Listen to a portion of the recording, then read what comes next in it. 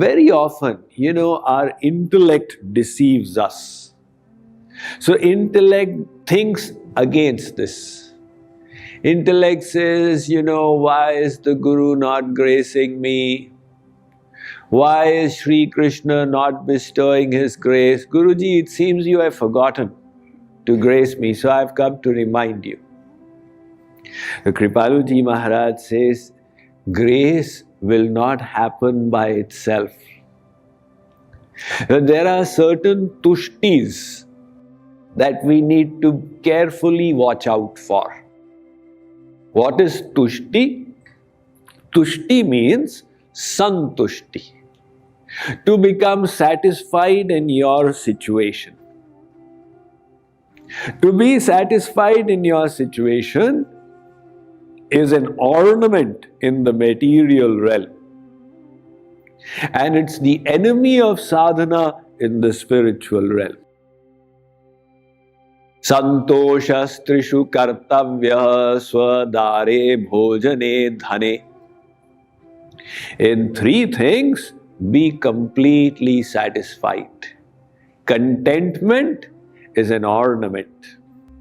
In which three things? Swadare, bhojane and dhane. In your spouse, in your wealth, in the food that you eat. Trishu naiva cha kartavyaha swadhyaye japadanayo. In three things, never be contented. In your study of the scriptures, in procuring the knowledge, in your chanting of the names of God, in the seva that you perform, always cultivate this sentiment, I have not done anything as yet. I need to do so much more.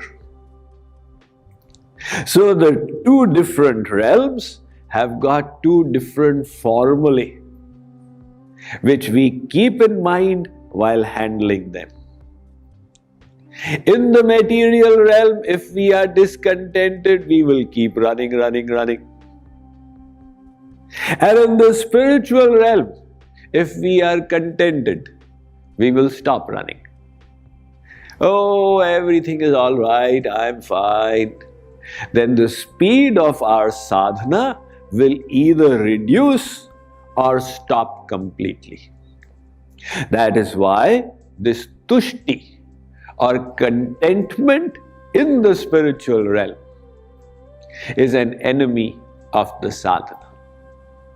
So some of these tushtis, they sneak into our intellect cunningly. One of them is called Ishwar Tushti. The second is called Bhagya Tushti. The third is called Kal Tushti. The fourth is called Sharana Tushti. What is Ishwar Tushti? To think, when God graces me, then everything will happen. So if He is not gracing me, the mistake is from His side. Why is it, Guruji, why is it, God, you are not gracing me? You grace so and so, so and so, so and so. Now what is happening out here? For surrender to God, we are assuming God to be the cause. You need to grace, then I will surrender. We are putting the horse before the cart.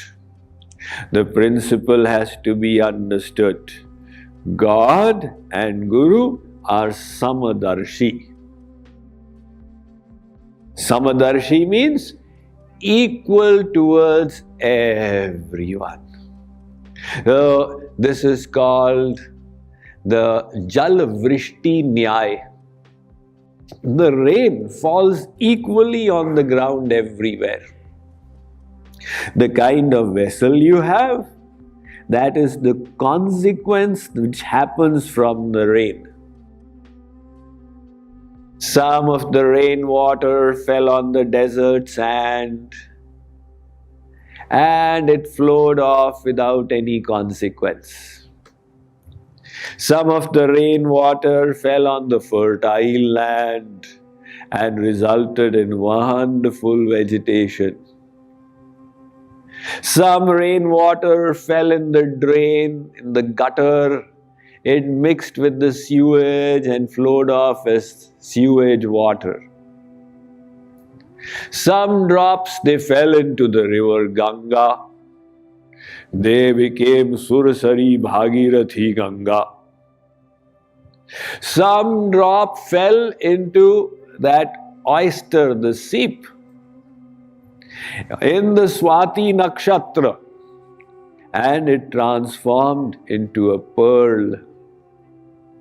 Another fell in the cacti and transformed into a thorny bush. Now somebody says that this is gross injustice of the rain. Here it created a thorny bush, there it created a rose flower, there it became the Ganga, here it became a pearl. How unfair! So there is no unfairness there. The rain is falling equally everywhere. It all depends on the vessel, the place where it falls. Similarly, God and Guru have no partiality in their grace. Their grace is equitable because they are bound by laws. Ye yatha mam prapadyante tans tathaiva bhajamyaham. Sri Krishna says in the Gita, as you surrender to me, I shall reciprocate accordingly. Ek pratigya Krishnera che puro hoiche ye hoiche bhaje Krishna tar bhaje toiche. Chaitanya Mahaprabhu said, Krishna's promise is, as you love me, I will love you accordingly. Kripaluji Maharaj writes, जैसो जीव करे प्यार तैसो करे प्यार यार मन तेरो सांचो यार ब्रजराज कुमार. जैसो जीव करे प्यार तैसो करे प्यार यार. If we want more grace, we engage in more surrender. Simple formula. But instead, if we start blaming God, you have not graced me, then we have misunderstood the theoretical knowledge. Why are you not surrendering? I am waiting for grace. So because now we are waiting for grace to surrender, we will reduce the speed of our efforts. And instead, if we decide, it is all in my hands. If I want more grace, I need to surrender to the utmost of my ability. That will bring about speed in our own efforts. So that's the first tushti, Ishvara tushti. We need to carefully weed it out from the maze of our intellect. And the second tushti is bhagya tushti. This bhagya tushti is also very deceiving. This person is doing so well. Arey uske bhagya mein likha hoga, must have been in his destiny. We say like this and satisfy ourselves. So, my destiny is not good, that is why I am like that. But there was a person a couple of decades ago called K. Anders Ericsson. He did a study of elite performance. And he wrote a paper which became world famous later on. He said the elite performers, somebody who's an expert Kathak artist or a Bharatnatyam artist or a singer, how did they reach there? Were they just born with it? And he discovered it was not the case. They had put in 10,000 hours of practice by the time they reached the age of 20. So that 10,000 hours of practice was the cause behind their world-class performance. The same applies to the spiritual path as well. If you see, oh, somebody is sailing so high and I'm not there, that person has put in a whole lot of practice. No, but he's only come to the satsang 2 years ago. It means he had a huge bank balance from the past. He was carrying forward the bank balance which he had accumulated in past life. Now, if we find my own bank balance is less, then what should we do? Earn at a faster rate? In other words, don't take the crutch of destiny to become lazy. If we do, then we will get satisfied in our situation. Why are you progressing so slowly? Arey, my destiny is bad. What will be the consequence? We will become satisfied. And when we become satisfied, our effort will slow down. So instead of that, keep this knowledge. I am the maker of my destiny. No excuses. I am here today. But I am shooting for the moon. I want to go there. So, it will not be a single one long leap. I will have to practice day in and day out, day in and day out. It is through such practice, Kripaluji Maharaj was saying, that somebody becomes a billionaire. It is through such practice that somebody becomes a learned scholar. Kshanasah, kshanaso vidya. Kanasaha, kanaso dhanam. You see, somebody is a scholar today, that knowledge did not fall in his lap. He earned it using every little moment.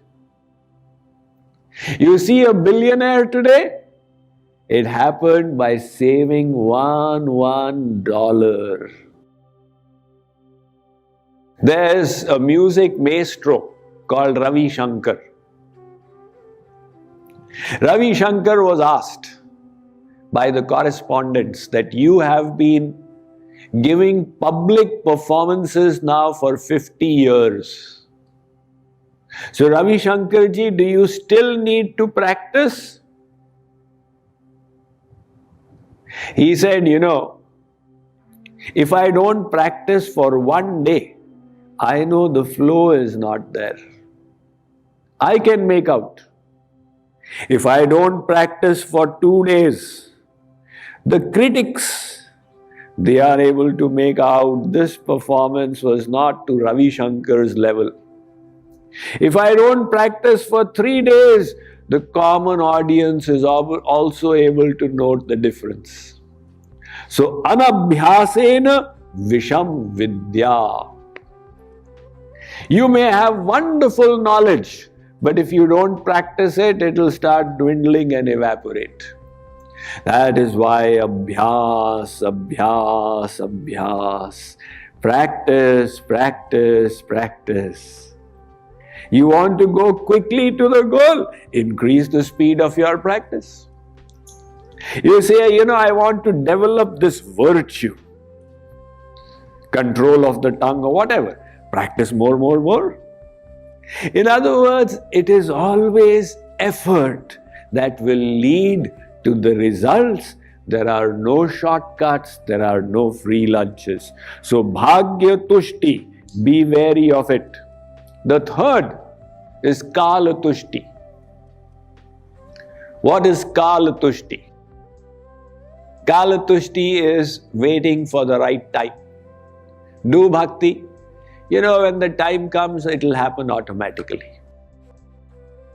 Will the time come and make you do bhakti? Of course not. It is not that time will come and make us do bhakti. Time is passing away. Every moment that goes by is gone forever. It will never come back. Hence Chanakya Pandit had said, Sahanes tanmah chidram samohaha savibhramaha yanmuhurtam kshanam vapi vasudevam na chintayet. The biggest loss in your life, the biggest calamity, the biggest tragedy, the biggest reversal is what? That one moment, yan muhurtam, which you did not use in the appropriate manner, in a beneficial, uplifting, positive manner. So, time is an invaluable resource, and time must be very carefully spent. The people who succeed in life are those who know the value of time. People ask me, Swamiji, when I give the public speech, Swamiji, can I have your email? I say, if I give email means I have to give you time. First, I have to decide, is it worth it? You start coming to our regular congregational satsang, and then I'll give you the email, but not otherwise. People will, in India and all, moment they see a Baba, oh, Swamiji, I have got a question on the railway station, everything. So why spend 15 minutes with this guy instead? Do contemplation for 15 minutes. So time is an invaluable resource. You must realize that you can purchase so many things in life, but you can't purchase time. It is only passing by. The only option you have is how will you invest your time? And that will make all the difference. Some people, they waste their time. Some people utilize it. And those who are effective make the best use of their time. That's what makes all the difference. So, don't wait that the time will come and it will make me do bhakti automatically. The kala tushti also needs to be rejected. And the fourth is sharan avaran tushti. Sharan avaran tushti is what? It is a hypocrisy that has crept in unknowingly. So we are fooling ourselves. Sharan avaran tushti means to say, I am surrendered, nothing is mine in the world. And having said that, become contented. In other words, to talk of Sharanagati with the mouth, but not do it actually. And having said it, become contented. Everything of mine belongs to the Guru. Now the statement is very right. It is a statement of Poon Sharanagati, complete surrender. But the person does not actually believe it from inside, does not implement it from inside. And having said it, he is content. Sab to Bhagavan ka hai. Like, let us say, you call the Babaji to your home. Now, sadhus and babas, they are of free mind, no bonds. So he asked, this such a big house, whom does it belong to? Guruji, it is all yours. The statement is perfect, right? From his mouth, he is saying the right things. It is all yours. And that car outside, whose is that? Guruji, it is all yours. And this fridge and this TV and all. Guruji, nothing in this house is mine. Everything belongs to you. So Guruji said, well, I did not know there's so much of my property lying out here. You get that U-Haul, put it all in there and send it to my ashram. Now the person thinks, oh my, what kind of a guru is he? Guruji, what kind of a sadhu are you? Before this, I told to 20 sadhus, it is all yours. Nobody said send it to my ashram. Have you taken sannyas recently? So, people, they give statements of Poon Sharanagati, but don't do it from inside. And having said it, they become contented. Oh, I am totally surrendered. Because I have said, Shri Krishna Sharanam Mama. And I have put a sticker in my shop, Shri Krishna Sharanam Mama. So when the Yamdoots come, I'll show them the sticker here. This is Sharan Avaran Tushti. So all these kinds of tushtis need to be lifted and thrown away.